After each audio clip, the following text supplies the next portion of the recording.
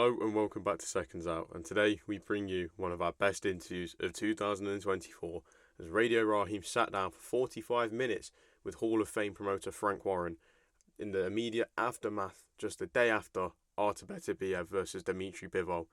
A lot was covered, a lot was said, and overall a really, really good interview conducted by Radio Rahim. Radio Rahim here with Frank Warren, and when I say here, we're here once again in Saudi for Riyadh season. And one thing about boxing is you're gonna find controversy in this sport no matter where you take it. I think we had a pretty good run here in Saudi without a whole bunch of controversy and scandal and so forth. But this fight has had its share. Yeah. You know, I can't go beyond the press conference with you because I haven't talked to you since the press conference. So the kickoff, of course, being Chris Eubank, his first time fighting in Saudi.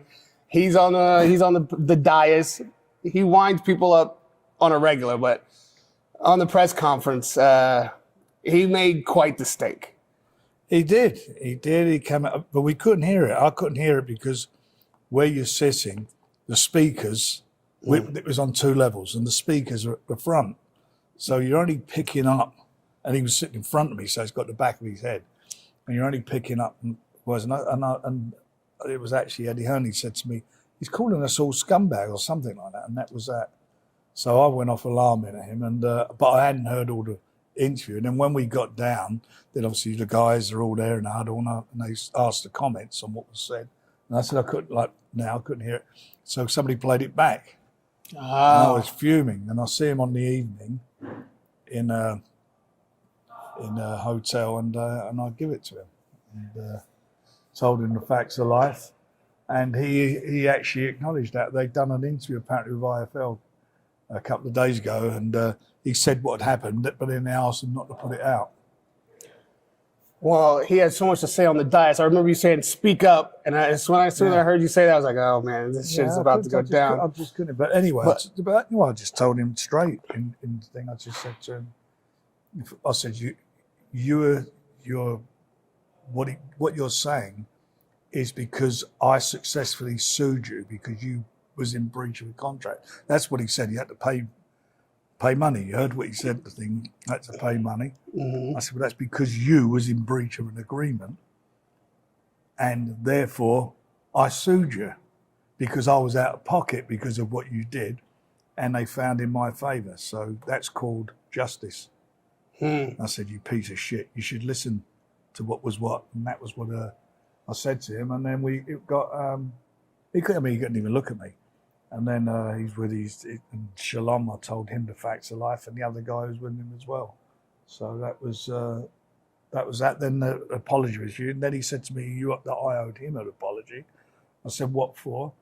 He said, because saying that I'd made an offer, or an offer had been made for him to fight Sheeraz, and he's never received the offer. I said, what do you mean never received it? It was public, and it was given to your team. It was a big, I said, and what my thing, I said, I know exactly what I said about it. There's two ways to get out of a fight. One, say you don't want it, and the other one is to price yourself out. He said, but I was never told the money. I said, that's not my fault, is it? I should say. I said to, and I believe, I said, well, one of you is telling lies, obviously, because the offer was made. Mm-hmm. And the offer was told. He said, I wasn't told. And I believe, why would he say that? So I believe him. So I said, well, if you were unaware of that, then I'll withdraw what I said about that. I said, but you know what it is now. Well, you know it is, but, he never wants to fight Sheeraz. He even said, I think one of these guys said the other day, he's more famous than Hamza. He doesn't want the fight. And I said at the time, I said, you'll find out how famous he is over here if they mix up the pay packets. You know who's the bigger draw. That was that. Well, we seen him fight on the Saudi stage for the first time last night. What did you make of the performance? Well, he done what he expects of him, didn't he? I mean, he was expected to beat that guy. I thought it was going to be all over in the first round when he called him. But I've got to be honest, as much as there was 4 knockdowns, he doesn't impress me. See, maybe I have really got a down on him, but he's never impressed me. Never impressed me at all. Going back to when he fought Billy Joe Saunders, when I because he fought for me a few times, and Billy Joe Saunders beat him. You know, his family don't have luck with me when they fight on my shows. I think Chris fought him. I had him 5 fights on my shows, and he only won 1. So maybe it's down to you. You're Chris's greatest opponent. Matchmaking. It's called matchmaking. And, you know, it's just, I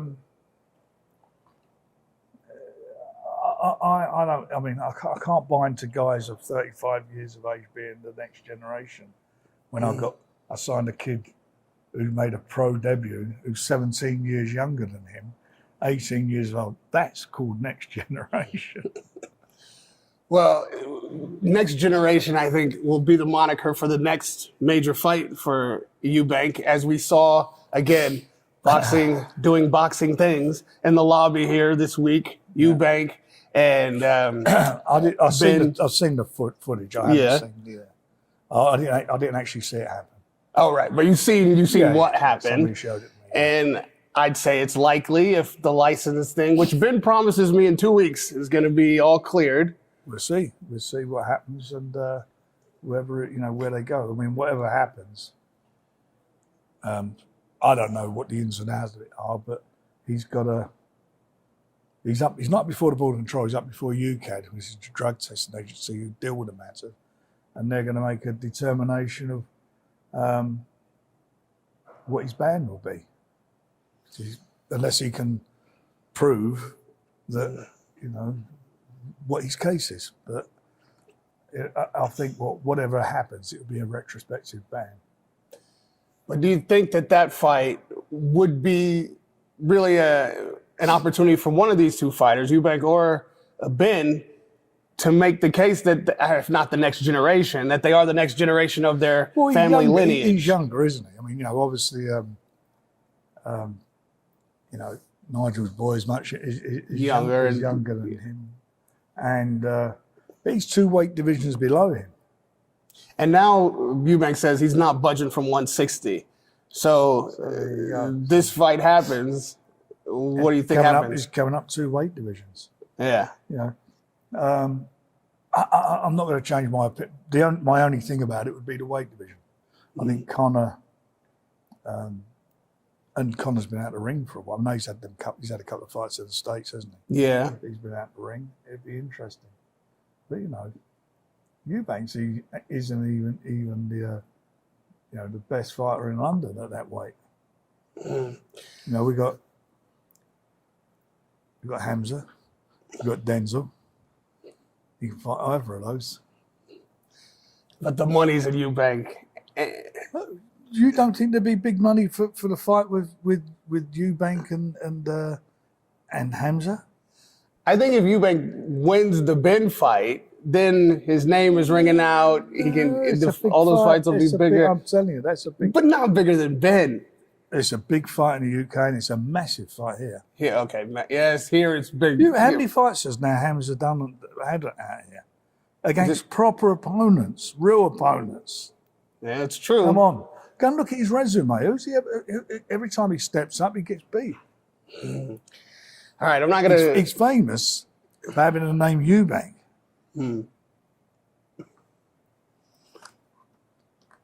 35 years of age. I mean, come on. What major titles has he ever had or held? Can you name one? Yeah, okay. Fair play to you, Frank. Listen, I'm gonna get a lot of stick for being a shit stir here, but there's so much in the pot. I gotta stir it. You were up on stage. All this kumbaya promoter stuff is making great fights, but we in the media, we like a little stick when we can get it. And when you on stage, I can't hear what's going on, but I see Ben step in front, and I see the friend that I know, get his shoulders up and nudge the guy, and there's something happening there. Well, it's just all that happened was it's disrespectful. He'd say excuse me or whatever. I'm not saying that determines that what should be going on, just so that someone can go and get their photo up front and whatever. It's not about having photo opportunities. It's making sure that nothing goes on between the fighters. You don't get no clashes heads, and some people can help with that, and there's other people would be useless, if it ever comes to that situation. And cut a long story short, he just, it was Ryan. I just told him what I thought of him, and that was it. And I told him what the position is. What the position is? Yeah, I said it'd be horizontal if you do it again. I love you, man. You're always, you know what I mean? Like, because here's the thing that's funny about you. You're really magnanimous. I was telling you this earlier. When it comes to Eddie and this rivalry, and I thought, you'd be really winding him up because you're on top, like, big right now. You're winning all the matchups between you, and you got bragging rights, and you're not taking advantage of that. And I see you guys making fights down the line, 3 major fights coming up, facing off each other in England. These things wouldn't be able to be made if you didn't have a great relationship. And so, that's the great businessman of it all. But again, the promoter machinations here, you throw another one in the mix with Ben Shalom, and him and Eddie have his issue. I don't know, do you and Ben have your issue? Like, how is he fitting in the mix here? I've never spoken. I've spoken to him 3 times. That's about it. I've never met him once. And my big deal with him was that he'd sell you something, and then, or he agrees something, and he just doesn't. What he says invariably doesn't. His word is not as good as his actions, and that's how it is. And he's just not. For me, he's not my cup of tea. Eddie and I never ever spoke, and it was only through his excellency, like banging our heads together, and because we all see the opportunities, what are here for everybody, how good it is for the sport, the fights being made. And of course, yes, we do it for money because we're promoters, we're professional promoters. It's not amateur boxing like the footballers do it, the golfers and the reporters. Everybody else, the reporters do it, and Uncle Tom Cobley and all, everybody does it. But the fact of the matter is, we really care about the sport, and we work hard at the sport, and we've seen some of the fights that have been put together have been great fights. I've been fortunate. A lot of the results have gone our way, but we're making fights that matter, and I've got respect for that. I've got respect for people's work ethic, and the main thing I've got respect for. If he says he's going to do something like me, it's done. Eddie, you're talking about? Yeah, it's done. You're not sitting down saying, let's shake hands. You walk away, and then it's like you never had the conversation. Oh, I can't do that because of this and that. And that's what I haven't got.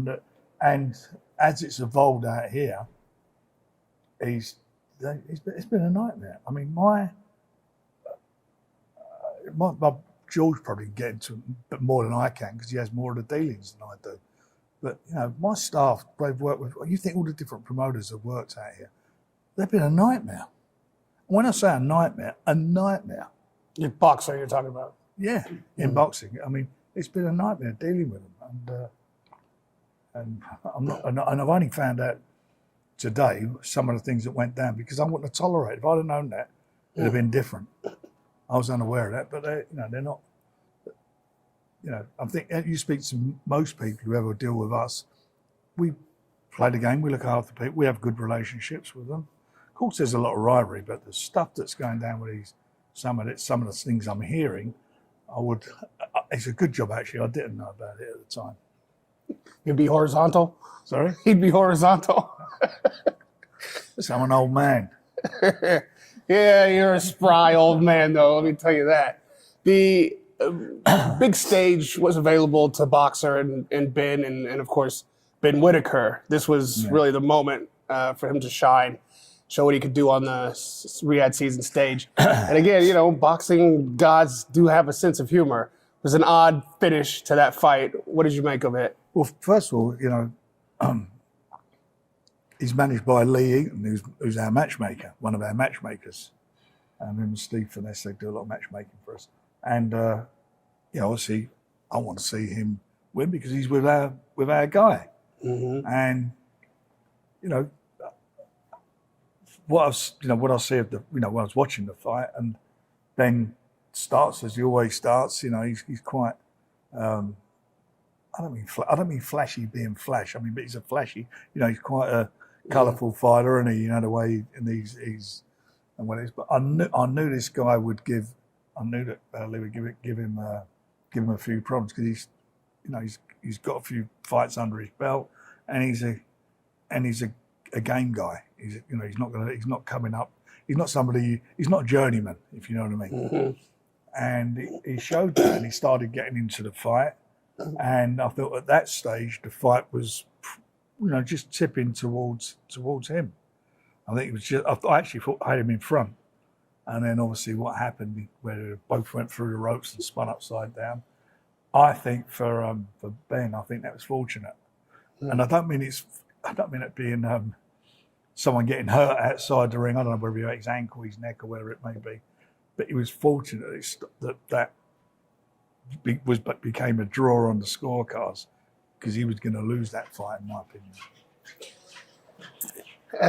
There's been some question as to with that injury outside the ring, whether it was a fortunate stoppage because his corner was telling him to stay down, according to the opponent. He's saying, I heard the corner saying to stay down.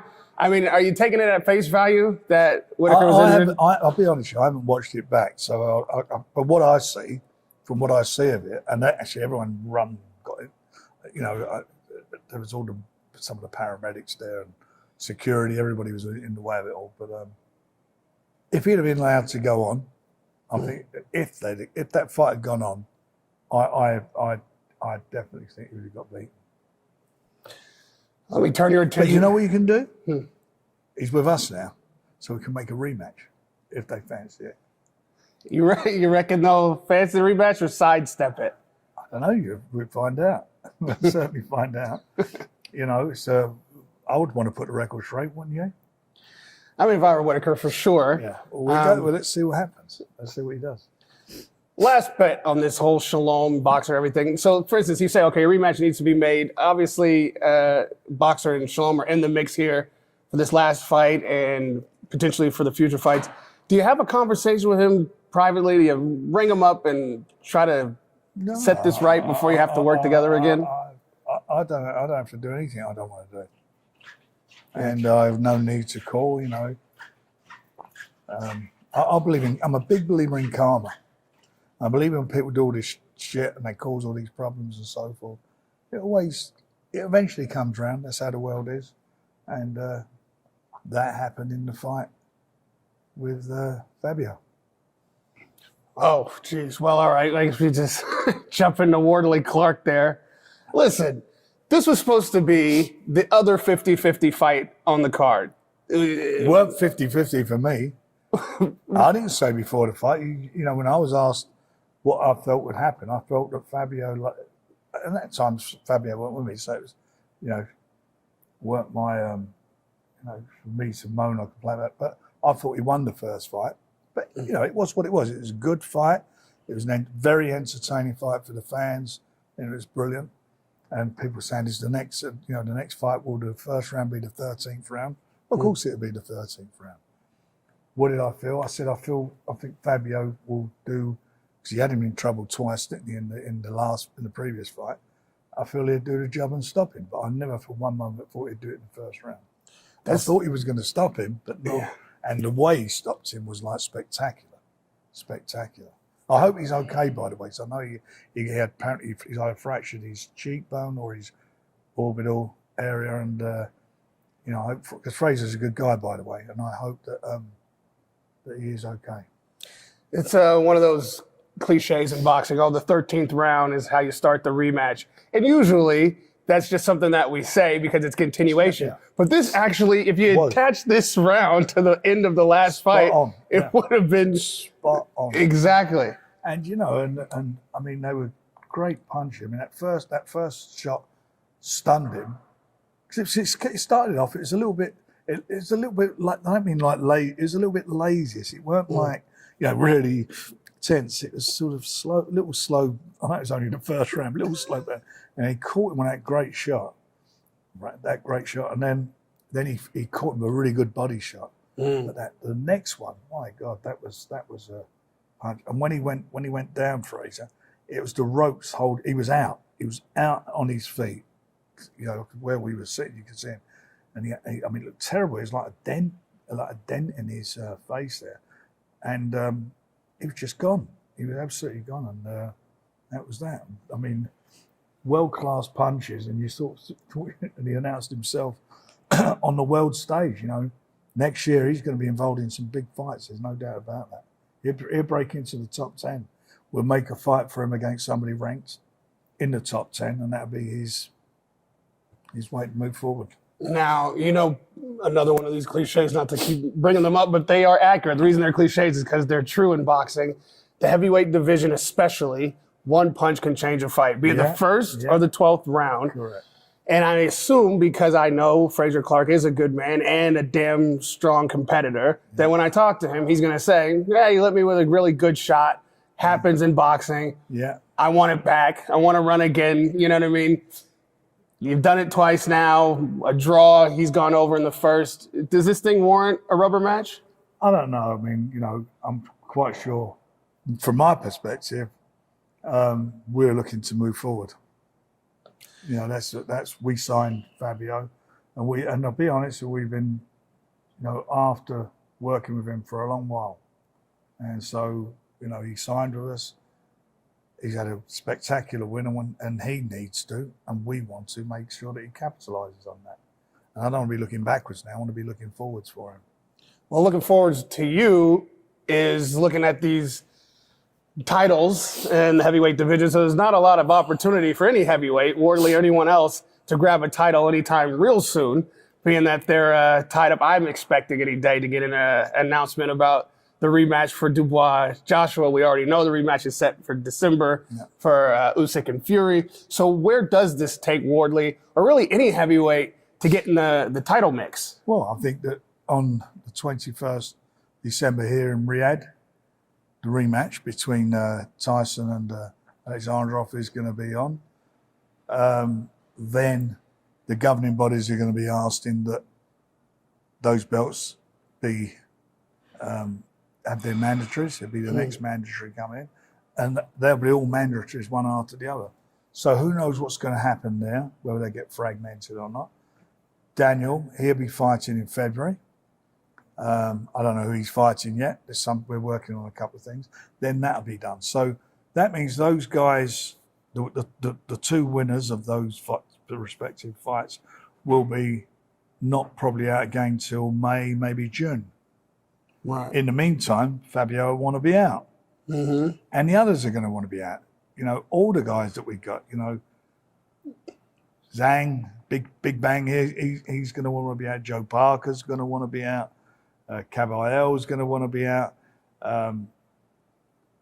All of them, Moses. So and the reason they're going to be fighting is because all these mandatories will come up, or maybe, and who knows if the belts may even fragment again.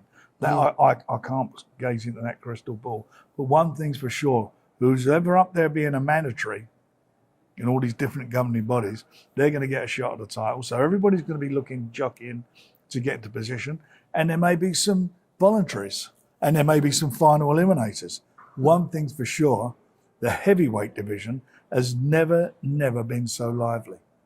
Never so lively. We've got a big fight lined up for Derek Chisora in London, which is going to be a really, I think, you know, people are going to, in Manchester, people are going to buy into it. It's going to be a very good fight. Joe Joyce wants to come back. You know, I don't want to be, I'm missing anybody's name there, but all of them all want to be out there.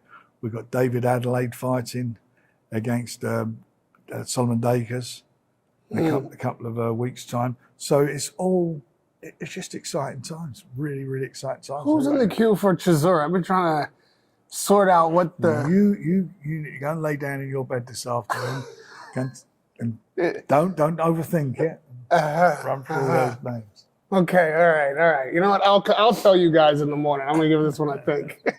Listen, I don't want to be remiss and not acknowledge another incredible milestone that was reached here last night, in that we had a world championship fight with women in competition. Yeah. It was an entertaining fight, not quite what everyone expected. No. But, you know, obviously Nicholson come through, Chapman comported herself well, but it was a wide margin there on the cards as well. It was styles, wasn't it? It was two styles that didn't blend. And I think that if Raven had a bit more experience, may have been different. But I'm not taking anything away from Sky. She's got an impeccable amateur record, which she's 17, 18, I know, and she's a quality operator. She's a very, very smart boxer, boxing on the back foot, and she's done a great job. Raven, I think with a bit more experience, may have given her and could have given her a problem. But you know what? It's a learning fight for her. And at the end of the day, she's with us. And at the end of the day, I will make sure she gets another chance to challenge for it, because she's, we like her. She's, as we called her, our Queen of Queensbury, and we're with her. We will make sure that she gets the opportunity to achieve her dream. What do you think the future of women's boxing is here in Saudi? Is there conversations about keeping female fights on the cards? I'm sure there will be female fights in the future on the card, but we didn't have that conversation last night. All right, well... But the fact it's happened is historical. Right. Who'd have thought this? No one. And it just shows you how things are moving and the direction it's all going in. The main event. We have to come to the main event. Now, this isn't common for you to be ringside and not have a dog in the fight, if you will, when the big show comes to the stage. But this one, you get to be neutral. You get to, have an unfettered opinion about what you saw. And it is controversial, depending on who you ask. Either Bivol got robbed, or it should have been a draw, or what's everybody talking about? Obviously, Beterbiev won the fight. I'm getting it from all sides on this one. So am I. I mean, my personal opinion was, I thought it was a close fight, but I thought Bivol won by a couple of rounds. The judge that only gave him 4 rounds out of that fight. I can't agree with that at all. That's how I scored it.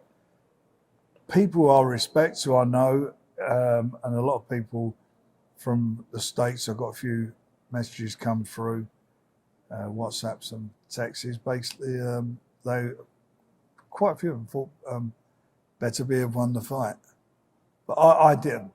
But it was a good fight. It was an excellent fight to watch as a neutral. It was an excellent fight for the fans. But the two guys again got different styles of boxing. One of them, he normally doesn't need a judge, does he? That's the first time he's gone the distance in a fight. Oh, right. And he had his moments in the fight, certainly in the latter stages of it. And I thought Bivol boxed extremely well behind his jab, and a couple of times stood and traded with him with some power shots. He caught him with some power shots, but it was I thought it was a really, really, really, really good fight, and it's a shame you get the bit of controversy, because it takes you're talking about that rather than talking about the fight. Right. The fight was a good fight. When it comes to undisputed, especially, you want definitive results. Of course, yeah. Because it's a definitive title to be able to hold. So the interesting thing here is, especially for those of us who really understand the sport of boxing, was that we saw the opposite of what we were expecting, right? I think the longest shot would have had to have been Beterbiev by decision. No matter who I was talking to in the run-up, nobody was picking that. And, according to the Jabber stats and analytics, we saw that Bivol, 2-1, landed the bigger power shots. I don't think anybody was expecting that. And he got outlanded, though, by Beterbiev, who landed more punches. So then it comes down to how you score a fight, right? Is aggression and pressure a metric by which to give a guy a round? No, it should be, because it's called the art of boxing. And boxing is being hit with the correct part of the glove. I mean, if it's all about someone walking forward, being aggressive, and you could be aggressive without throwing a punch, not be able to get your punches off. I mean, it's like scoring Raven's fight. She was the one who was the aggressor as such by walking forward, coming forward, and didn't get her tactics correct. But that's not about how you score a fight. You score fights by punches connecting, being hit with the correct part of the glove, which is the knuckle part of the glove. Now, some of the criteria is down to your personal likes or dislikes, right? So for you, is it more impressive if a fighter lands the bigger shots in a round, or is it more impressive if a fighter lands more shots, clean shots, but not as effective? I think the answer to that's obvious. I mean, if you've got a really superb jab and you're right, so is it about who's the biggest puncher, or is it about who's the best boxer? Is it about and that you've got to take that all out of context, because it's not about is it about who's got a better chin? That was a big shot. Well, it never moved him. He's got a good chin. You know, it's about the punches being landed. If somebody goes and throws 4 jabs, and they're all great jabs, and they're all scoring jabs, and someone throws a big shot, that doesn't negate 4 punches. You're still 3 behind. And therein lies. How I see it. That's what it's all about, and that is the simplicity. If you're going to pare it down to, you know, who is, I'm repeating myself, who's the hardest puncher, then I think you're changing the whole dynamic of the sport. And you're taking it away from guys who are naturally gifted boxers, but they may not be big punchers. Well, when we look down the line at Dubois, Joshua, obviously I've talked to Dubois himself, which is a rarity. Yeah. Especially when he's on vacation. He piped in from Brazil, and he's the happiest. I think no weight on his shoulders. He was light. He was enjoying himself. World, yeah. And so I think that it comes not just from the win, but from the decisive nature of the win and the confidence that he has. He's calling for the rematch. You know, he seems to want it more than Joshua because he's out there saying it. You know, like I said, they want the rematch. It's not a problem. We just got to sort out the terms and so forth. That's there to be done. And we've had the conversations with, with his management, with Eddie. We'll see what happens. And if he wants it, that'll be accommodated. As you said, Daniel's got no problem with it. I certainly don't have a problem with it. He's not only got no problem with it, he's calling for it. I suggested, I'm like, listen, you know, you're in the catbird seat, wait out the 21st, get a shot at Undisputed potentially. Yeah. And he's like, no. I want Joshua first. Even if I could get Undisputed next, I want Joshua first anyway. Where is that coming from? Well, he obviously fancies the job. But look, whatever's happening is going to happen. He's, you know, he achieved what I felt he could do, his potential. And he now is in a position where he's probably one of the most exciting fighters in the world.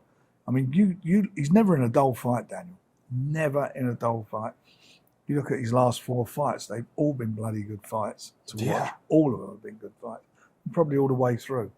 And he's, for me, the big thing for him now, the 2 big things that happened was, 1, there was head movement, because a couple of times he's been quite static. He's moving his head.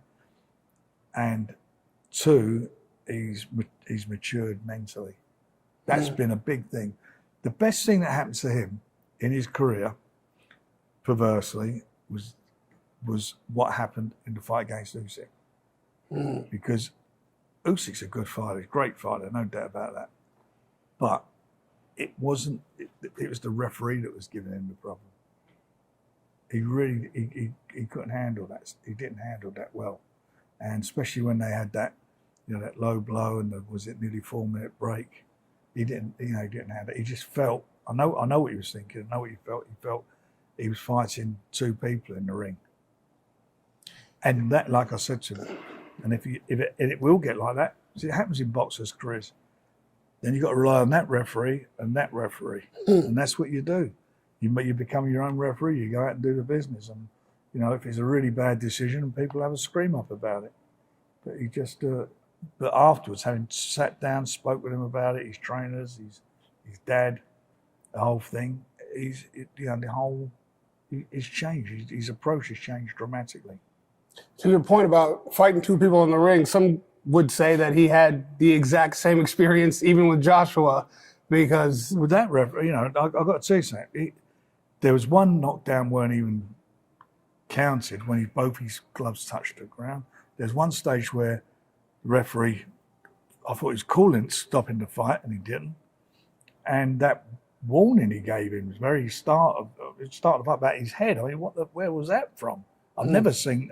Well, like he's gone out and gone bump and put the head on him. That was quite severe. That was, and I thought, here we go again.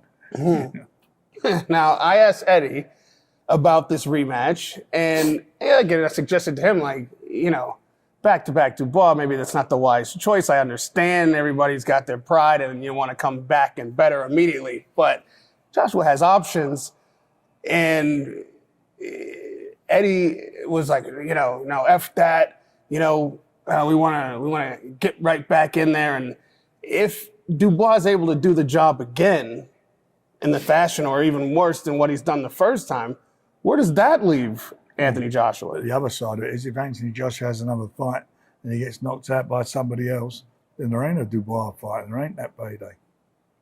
Well, yeah. Well, I mean, okay, that's fair. But you're going to fight. He's going to fight someone. Who's he going to fight? That's going to, first of all, people. Is it going to be the famous warm-up fights and all this thing? Is it going to be that? That I don't know. But the fact of the matter is, anybody who fights him is going to jump on his arse now. They're going to put it on him. That's what they're going to do. So every fight will be jeopardy for him, if you want to look at it that way.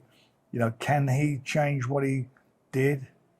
For me, that fight, it wasn't that because a lot of people said he didn't show up on the night. I don't think he was allowed to show up.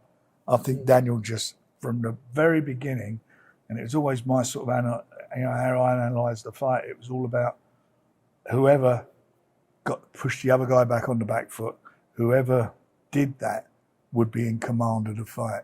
And so you're doing that by the battle of the jabs. And he's got a great jab, and he's got a good chin, Daniel. I know he's got his eyes busted up badly. That's not a knockout. And also and we talked about Usyk, where it was with that, and where he was. But he's got a good chin, and he took a couple of big punches. Before the final knockout, he got caught with a real good shot by Joshua, and that was the moment in my heart I was waiting for, because I wanted him to come out and train with him, Joshua. Because once he does that, he leaves himself exposed for the counter.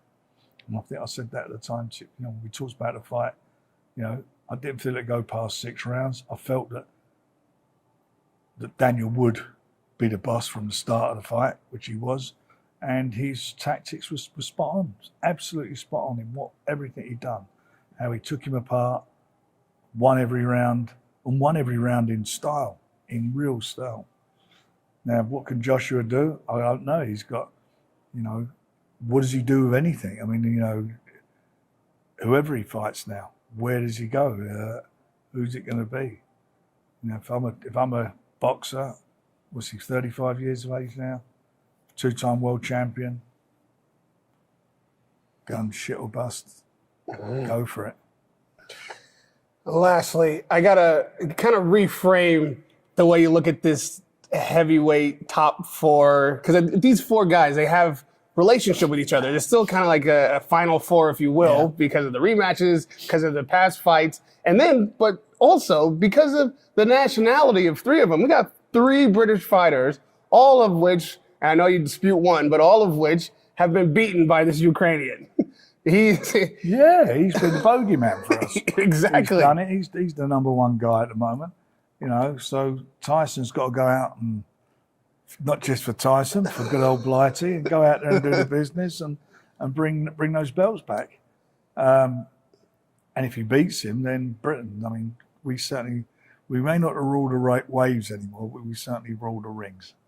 Now I've had myself a little nap, kind of like the one I'm going to have when I figure out who Chisora is fighting. And I thought to myself, you know what? If Fury comes through, of course Dubois would want undisputed, but I think that you would make Joshua Fury and Usyk Dubois.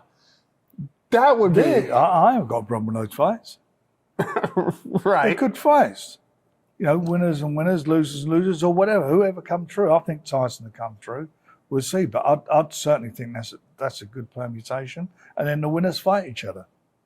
Yeah. See what happens when I have a nap? I figure things out. There you go. That's it. Make it 80 winks next time. There we go. The thing is with that Usyk fight and Daniel, I'd love that now. It's a different fight. How do you think it's because Usyk's had no lack of success in the interim either. So how does that fight change now? How does that fight change? Well, first of all, he's got to beat Tyson, and will he do that? We'll find out on the 21st. I've got my views. I think Tyson will prevail, as he should have done in the first fight. And again, that was a close fight. There was nothing in that fight. It was a split decision. People had their views who won, but next time round, it will be it'll be decisive. It's a bit like the Fabio Wardley situation, isn't it? It's quite decisive, that rematch. I don't think it'll go one round, but I think it'll be an exciting fight, and I would lose or win. Hopefully, as I said, it's a loss. But even if he loses, I think that Daniel and Usyk is a big fight. Still a big fight. Is there any chance that if Tyson does come through, that we end up with 3 of these Usyk Fury matches, which would change the dynamics? The first fight was a great fight, wasn't it? Mm-hmm. It was a great fight. It was the fight of the heavyweight fight of the 21st century. It was so exciting. And if the next one is half as exciting, we'd be happy. If Tyson come through it and there's a third one, they're exciting fights. That's the business we're in, delivering exciting fights. Some of these trilogies are great stories and great fights. And I don't think Tyson and Usyk will ever disappoint. Are you expecting Tyson to have a bit of a different approach to this fight? And what I mean by that, it was a little bit of showboating in the first fight. It was a fight of 2 halves, really. The first round Usyk won, and then after that, I think Tyson won most of the rounds up until the 7th, or to the 8th. And the 8th round, when he got hit on the nose, it changed the fight a bit. I don't know. He lost his focus. He was touching his head and nose, and he said that it was like a nerve pain, whatever it was.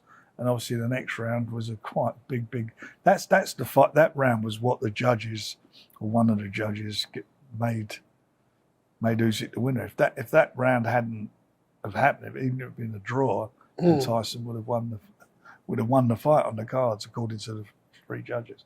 But he was lucky to get through that round. He was out on his feet, but Tyson's got great resolve, great recuperative powers, and came back and he won the last round in the fight. If he does what he does in the first half of the fight without the showboating, he hurt Usyk in that 7th round. That was that uppercut.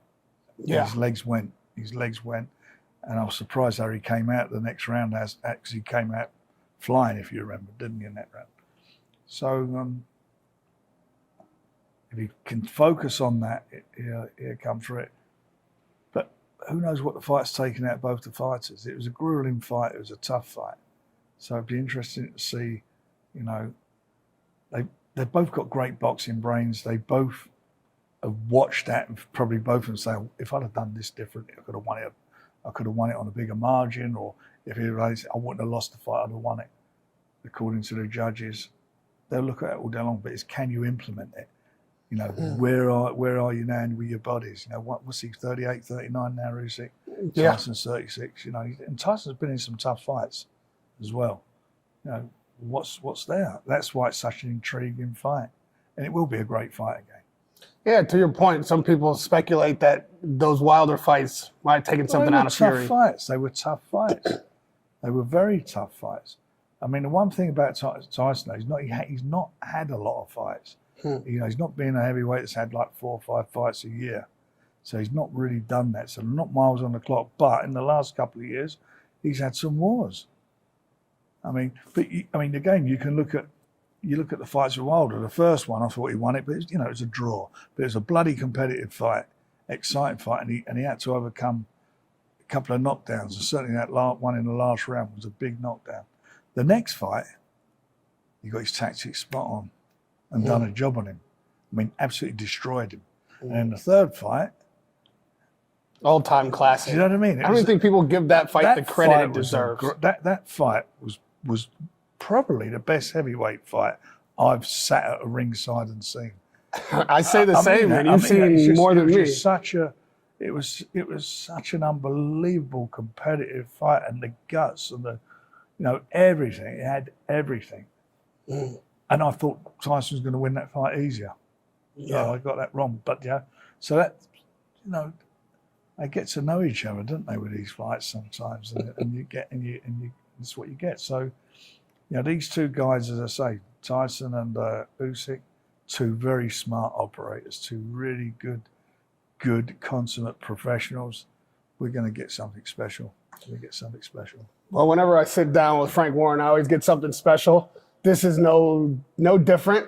It's a great close to another great week of tremendous fights, a ton of action, so much to look forward to. We'll be back here again in almost no time, but even back in London, we'll be having great shows on. We'll be back in London for some great shows, and we're going to be back in Riyadh season for some spectacular shows. This is the capital of world boxing. Radio Rahim from the capital of world boxing with the captain of not only the 5v5, but the heavyweight division right now, Frank Warren.